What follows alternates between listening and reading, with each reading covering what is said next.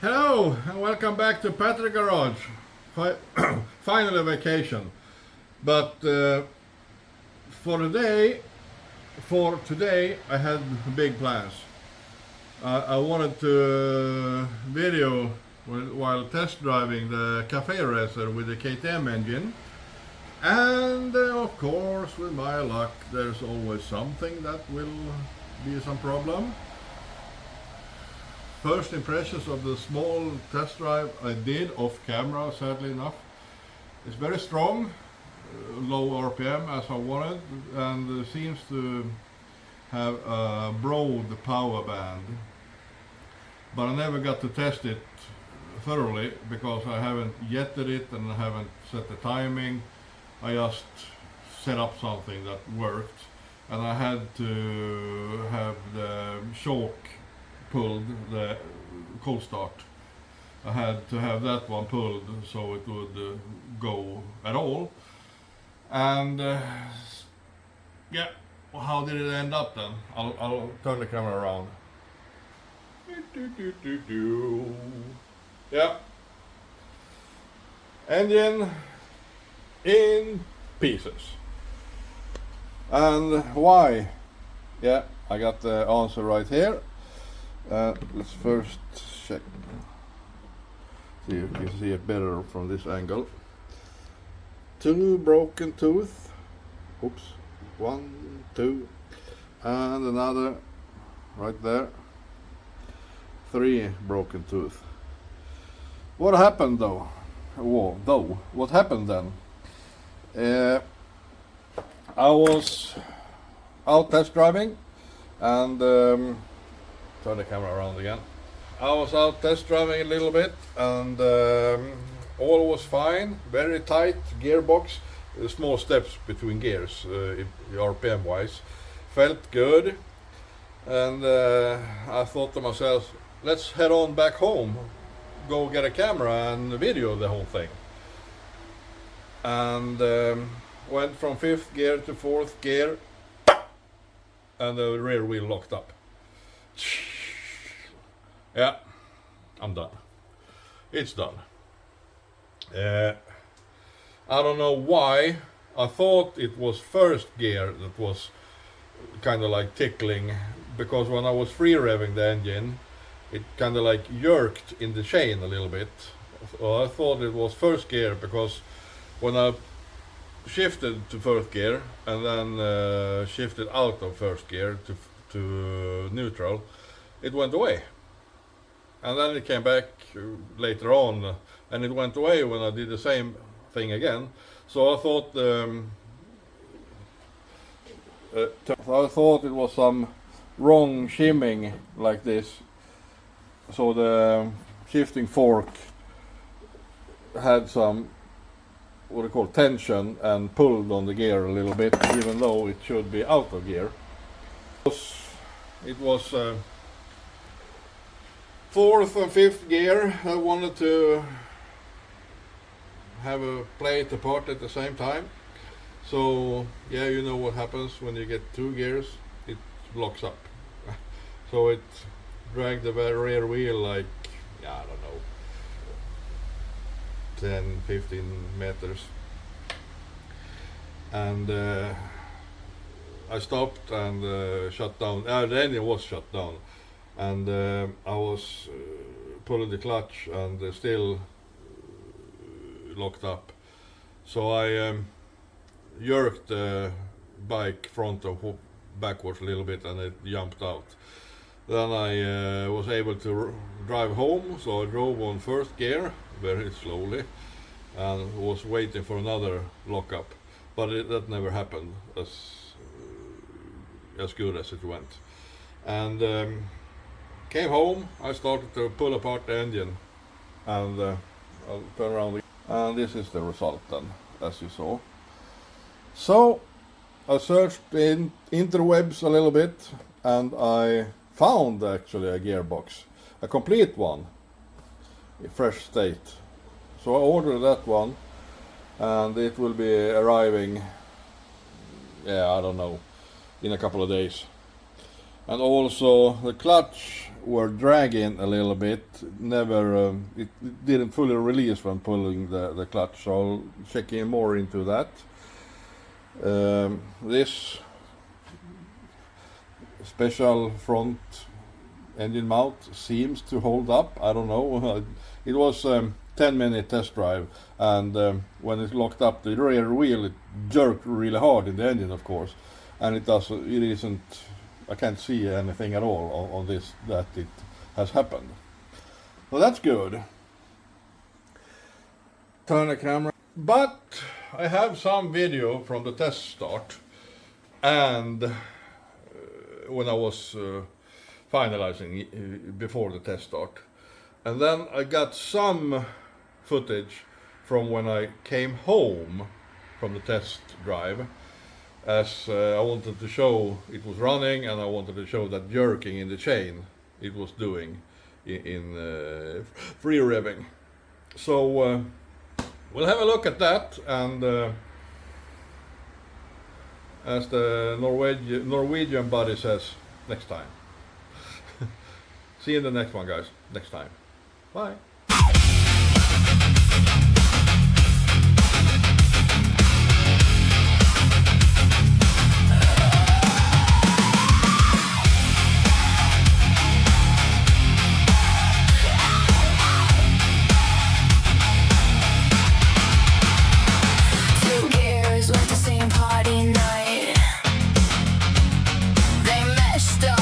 Timing was right.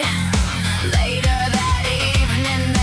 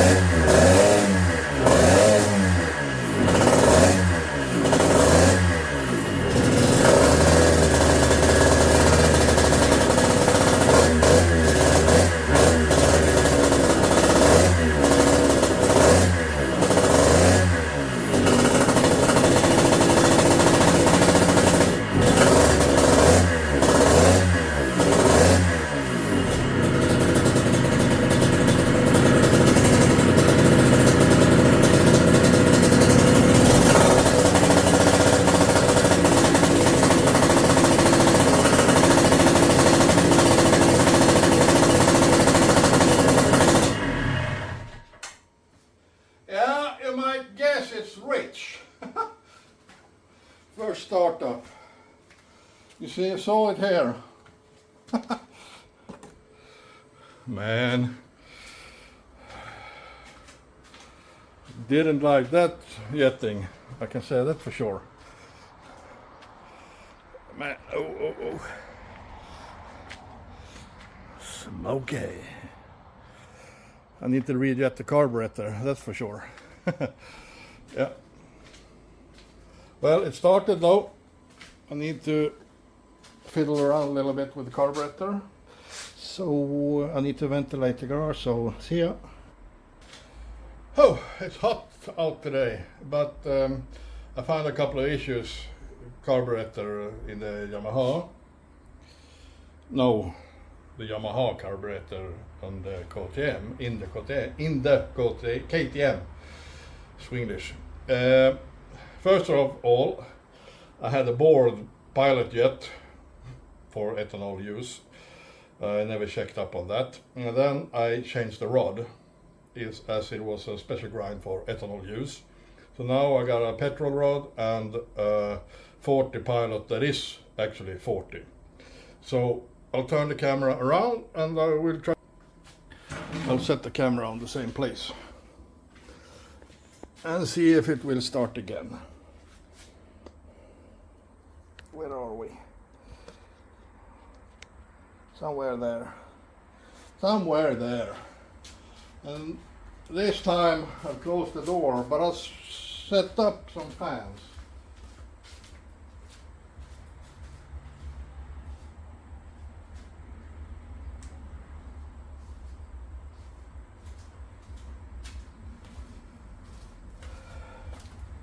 Last time the fire alarm went off, so the guarding company asked me if everything was okay. So let's try to start it again then. And now the carburetor's been empty, so it might take a while, but it sure is ignition on this time. Now let's see if it's any better.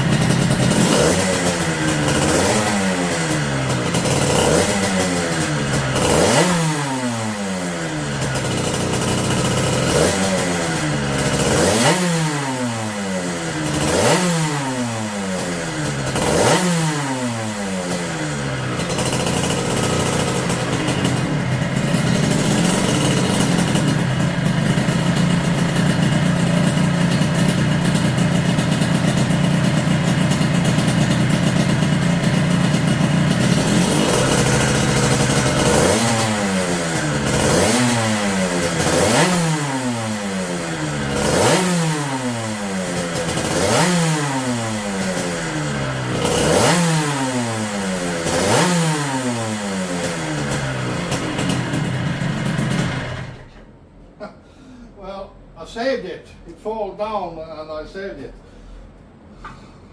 And let's check up on things later on. Oh, wait.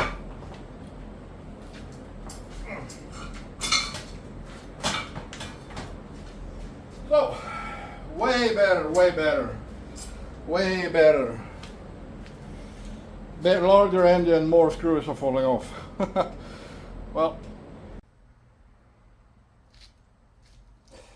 I'm checking ignition timing, so 0 should be 0. I got some markers right there. This is TDC, and I started it, as you heard, when it fell down. It had some insane throttle response, but before test driving, I was about to test drive and it felt very luggish and sluggish, and I don't know why.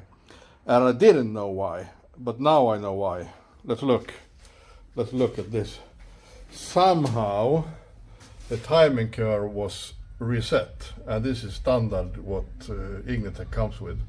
It should be like the other way around. Almost no timing and then rising up to 35 degrees at 11,000, RPM limiter at 11,000. This would have detonated it to smithereens. Very lucky I checked that one.